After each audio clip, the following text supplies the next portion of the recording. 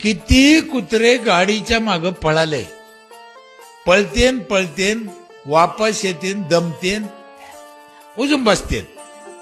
पण कुत्र गाडी माग लागलं म्हणून गाडीवाल्यानं गाडी उभा करून कधी कुत्र्याला विचारलं का तुमचा काही प्रॉब्लेम आहे का?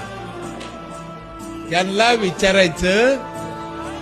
हे पळून पळून दमतेन, थकतेन, आणि असे दोन चार कुत्रे दर गावात असतेच.